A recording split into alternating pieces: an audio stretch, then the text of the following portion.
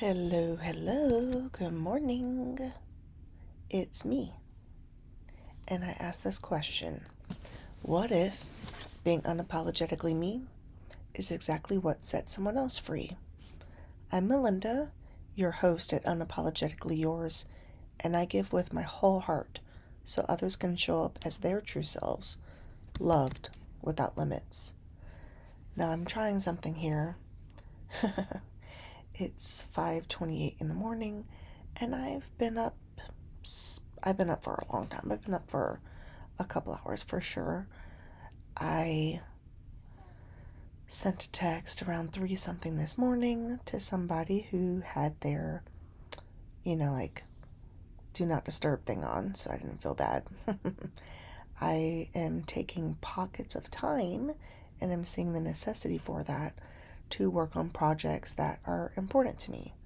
So right now, the current project is my book. OMG. Like, I'm working on I'm going to say it, manuscript. I'm working on my manuscript. Now, I'm kind of half whispering because, all right, back to the being up so early, right? So, I'm awake and my daughter is in the bed next to me. And I'm like, okay, that's okay. Since I am up, why don't I go into the kitchen, put some stuff together? Maybe I'll record a podcast. Maybe I'll write, work on editing some of the pages of the book. Because the last couple weeks since school started, of course, my kids have not been in school because, of course, school germs, right? So stuff is going in and out through the school, everybody's houses, and all the time that I intended to use to create more podcast episodes and even make some edits were filled. They were filled with caring for my beautiful children, who I love, who I'm very glad are healthy. So while I went to the kitchen and began to work on something, no sooner had I sent that text message than the door opened, or I hear actually Michaela Sue kind of whining, crying in our bedroom. So I go in there, have her use the bathroom, get her back in the bed, come back out, which bought me maybe 15 minutes. And I decided not to do an episode at that time, but that I would work on my book. So that was exciting. I started doing that. And one of the pieces that's going on is I'm working with a friend. And I'm hoping you guys aren't getting a lot of feedback based on where the mic is. Working with a friend, so I created a Google Docs sheet and started plugging in stuff there for us to use to go back and forth to communicate with my. Never mind, I'm not going to say that part. All right, so, because some things you need to keep to yourself. Do, do you feel that way?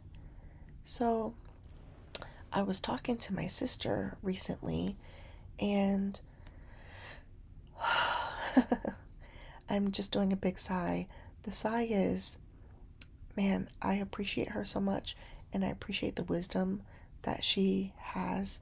She is going right now through school. She's back in school to get her master's. And it's like just so amazing. This woman doesn't quit. She just keeps going. She keeps expanding herself and her identity. And she is a mother and a grandmother, a sister, not just to me, but she also has other siblings from her mother. She and I have the same father. And she's a friend. And actually, that's the piece that I wanted to talk about. So she shared that she had people in her life, I think one particular person, who got upset that my sister didn't share specific news with her, right? And so the thought was, oh, well, that's when I knew you weren't my friend. But sometimes we can and need to isolate ourselves on purpose, but also create a thing with nobody else's influence, whether it's positive or negative. We need to seclude ourselves and find ourselves and be ourselves. And so this quote friend didn't understand that. Or, the friend was obviously hurt, but could have said, "Oh, wow, that hurt my feelings." And here's the thing, not everyone is emotionally mature, right? Not everyone has a high, whatever, EQ. So this person was applying her own rules and how she operates and lives and projecting it onto another person who is not her, and came to a conclusion that fit her own narrative but wasn't even the truth. So, anyway, we all can do that. I project a lot of stuff, usually not on all of my kids, but usually my firstborn. um, that's, I think, a whole nother story. So I'm not going to go there, but so part of me whispering is because, if I can get back to that piece, is because Michaela Sue came back out again. And so then I was like, I gotta do this work, but she also needs to go to sleep. It was like 3 something. So I was like, do you want to go upstairs? Yes. So we go upstairs. And then I put her in her bed, and then I'm sitting next to her in this chaise lounge. And she was like, I don't want you to be there. And I'm like, I gotta get work done. I can't fit in your little toddler bed. And so she fussed. Then she was like, Mom, can you hug me? Yes, of course. I hold her, and I'm like, there's no way I can get work done. So I asked her, do you want to go in your room? So her room is like the guest room, but she knows it's her room, even though her bed is not in there. There's like a queen size bed in here. So she's like, yes. So anyway, we're here. If you hear some sounds in the back, it's her breathing. And I have promised her that I wouldn't leave her. And so I'm on my computer next to her. Now I'm doing this podcast, and I'm kind of talking low, but I'm also okay because I think for her, being next to me is what's important, and hearing my voice isn't going to wake her up. But hopefully, you guys are still with me, and I'm actually going to stop this to check to see if the volume is okay, and then I'll be right back. You won't even know.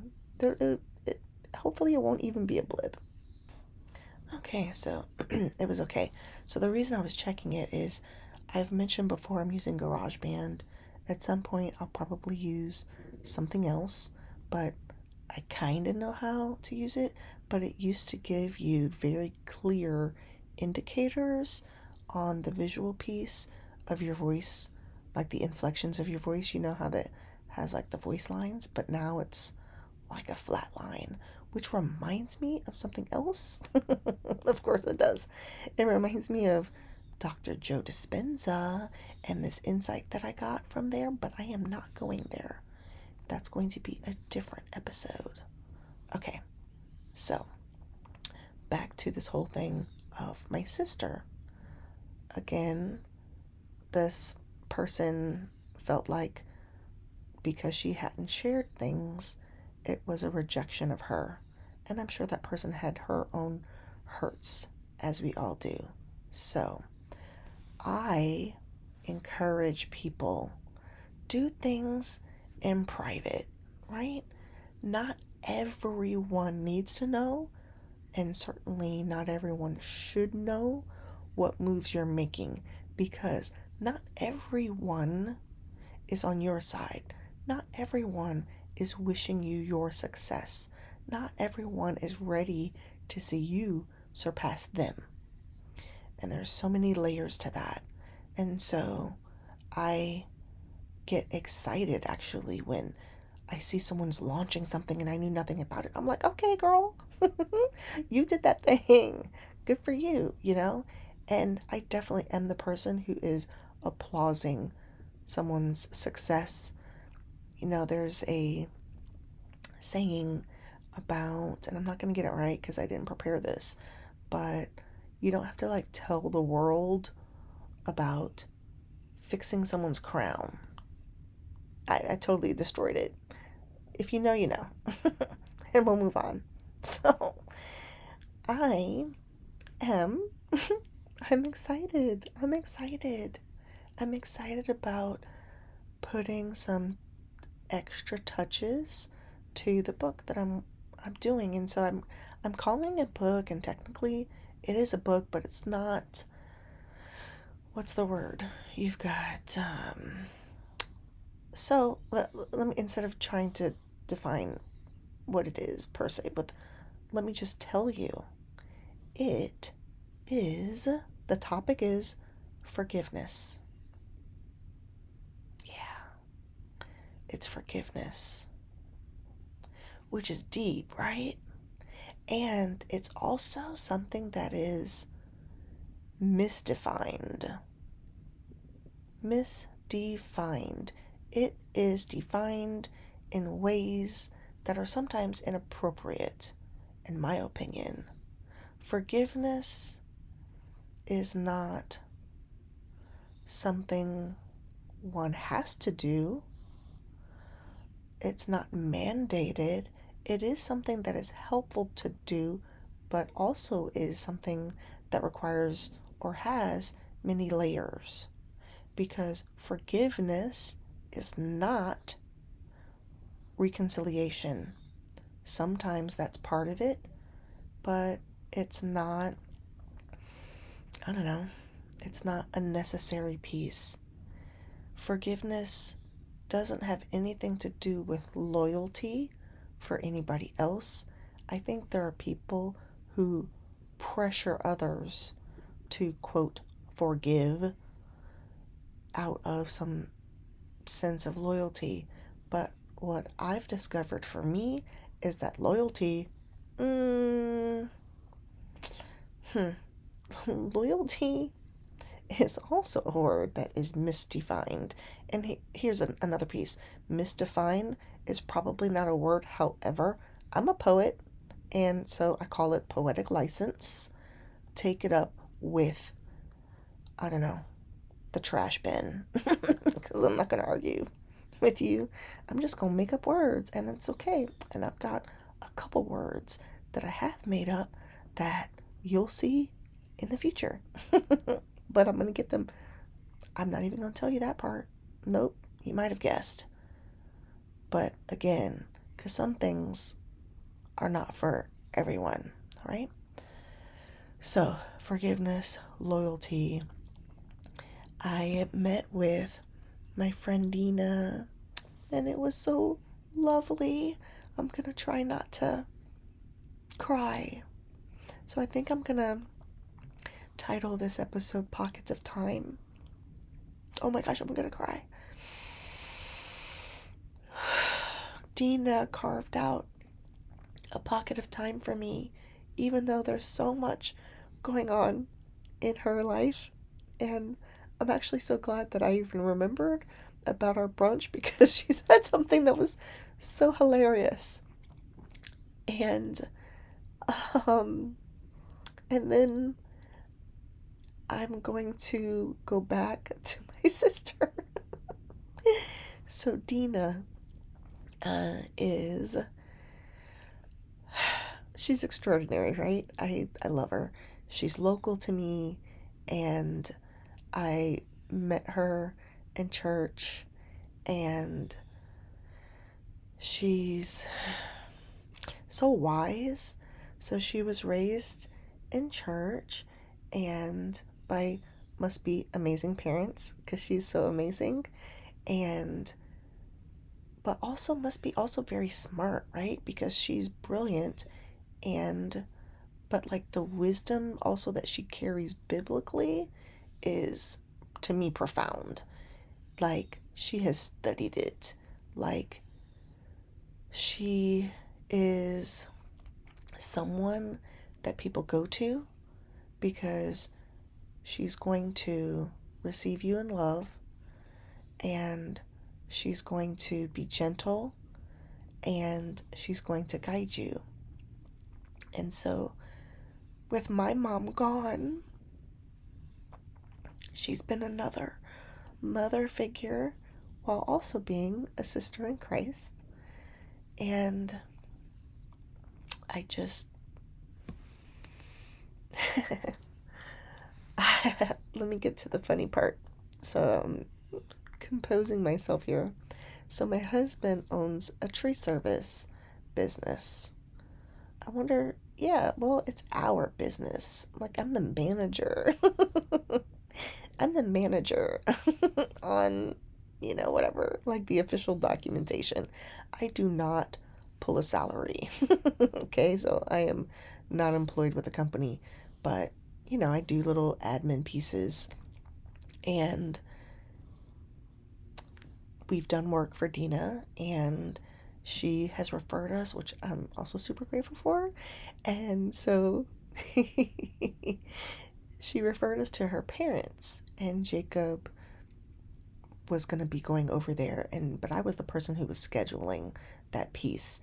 And her mom mentioned, "Oh, I'm Dina's mom." And I was like, "Oh my gosh." And then I just gushed over Dina. And so while we were at brunch the other day, she said that her mom had said, "Oh, wow, that Melinda really thinks highly of you. She thinks you walk on water." She thinks you walk on water. And so Dina said, "No, no, she's bipolar. She was just having like a manic episode." Which I busted out laughing. I thought it was hysterical. And it reminded me of another thing that happened, but I'm not gonna go there, okay? Because I'm doing a lot of off ramping, which is okay, because I'm enjoying it, and the people of you who are out there listening to this, who are getting to know me, the ones who are my tribe, you're loving it too. So there you go. So it was funny. It was so funny, and anyway, we had beautiful conversation, and pieces of it were, she may have felt some kind of way that was uncomfortable, perhaps, or could have induced insecurity that I'm putting her on a pedestal. And my response was, "Nope, I'm on the ground with you, but I see your worth and I see your value, and it's true. I can't even,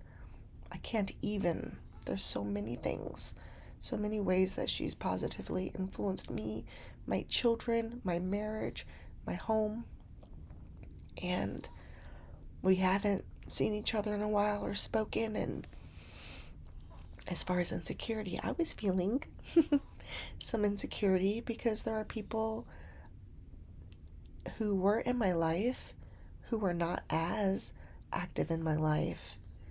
And part of that is because the church that we all were attending, I'm no longer there. And so I've reached out to people and I've been able to connect, and some people have reached out to me, but there are those who I've reached out to and it's just been me reaching out. And so, again, people are busy, they have all of their things that are going on, and sometimes it's not about I don't value the person or I don't want their friendship. It's about there's no more room on my plate. There's no more room in my space, and that's okay. So I'm saying that as in to the women who are out there who aren't able, let's say, to return a call or text. I see you and I love you and I pray for you that life is going well and smoothly, and that your children are doing great, and that your marriage is doing phenomenally, and there are no offenses. That's a word, right? Offense. Anyway, there are no offenses here. No offenses. So that's that. Okay, so my sister gave me a heads up. So back to her. She gave me a heads up that as she's working towards her master's, again, her pockets of time are going to be filled with studying, attending class, and the children who are, I mean, she's a mom. So her children also, who are local to her, need her support. And that's her role, and that's great.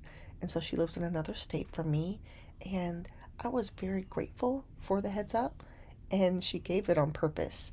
Part of it was in relation to the woman who used to be her friend.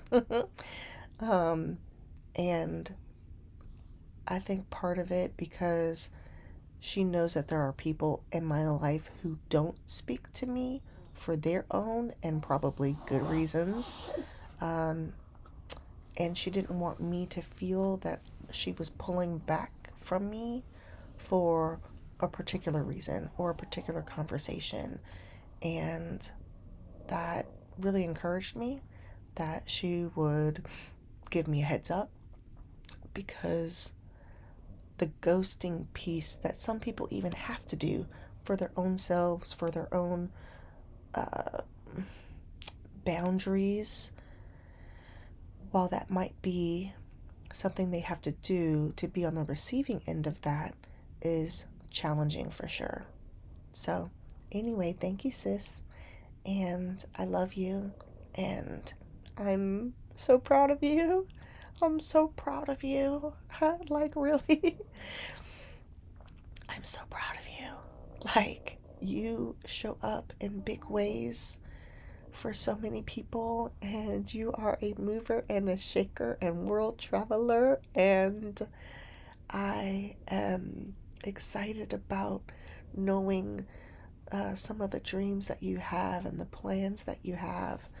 And it's beautiful. And I love the way that you are there. Like, you're there for your kids in so many different ways, in the ways that they need you. And it's beautiful, like, to watch you and your kids are adults.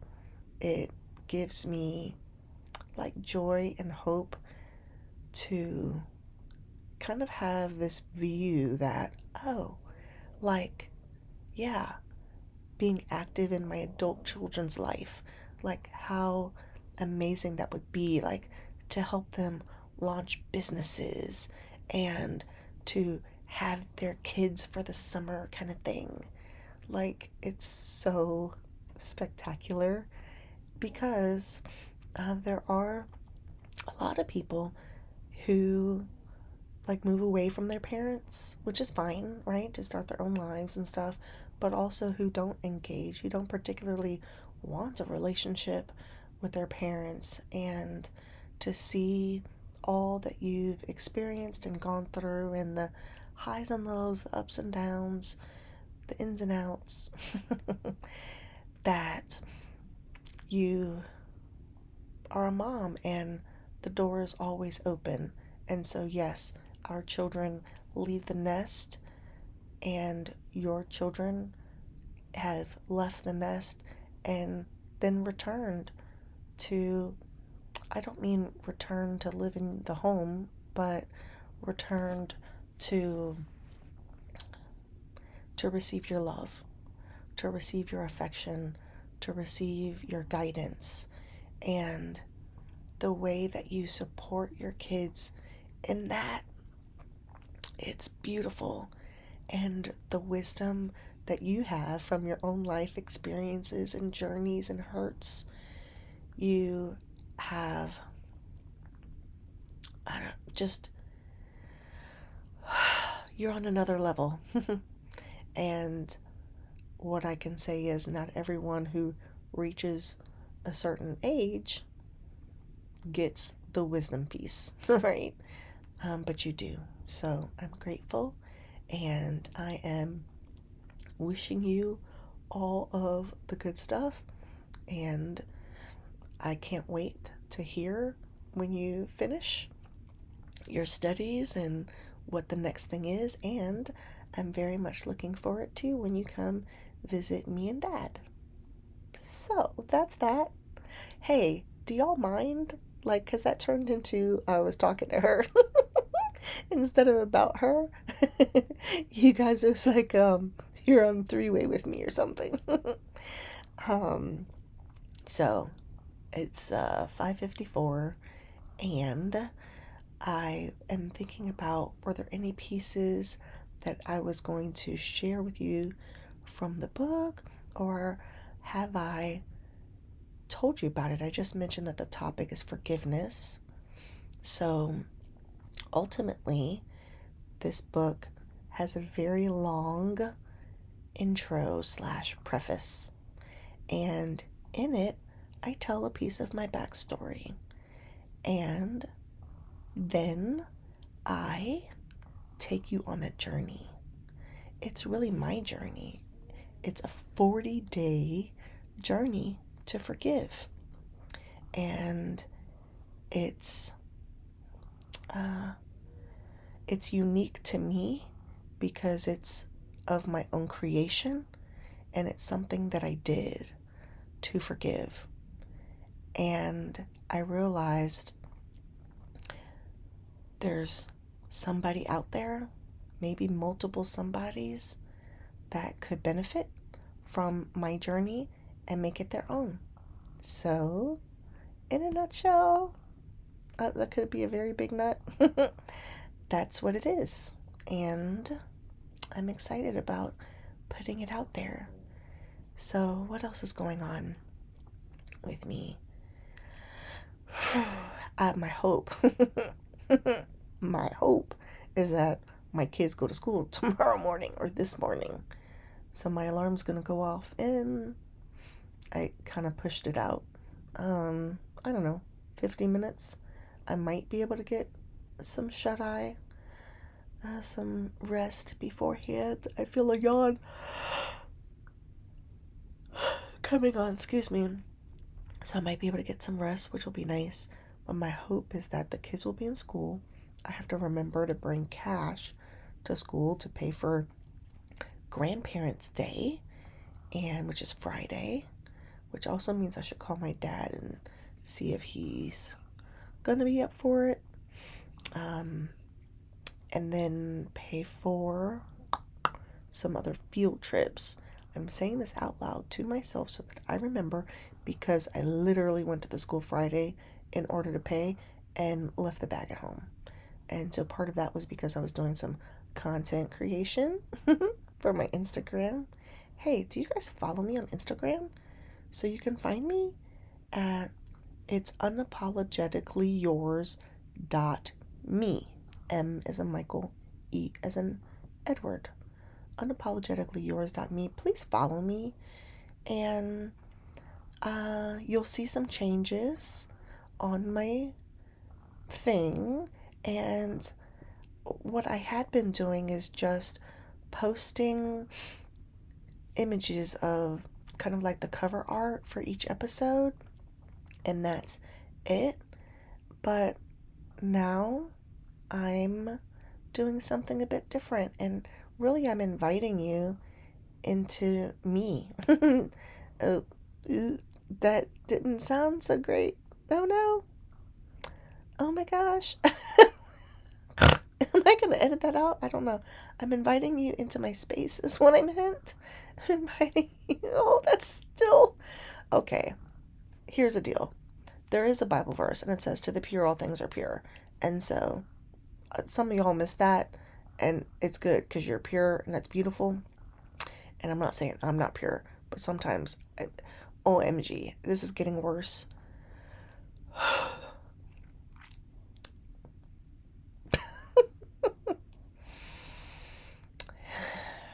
I am introducing myself a little bit more, and in the space of Instagram. So it's not just going to be, oh, here's cover art for episode 15. You know, it'll be pictures of me and my family and some videos and some silly things and things I like, and so join me. Unapologetically yours.me, okay? So, I'm going to close it out.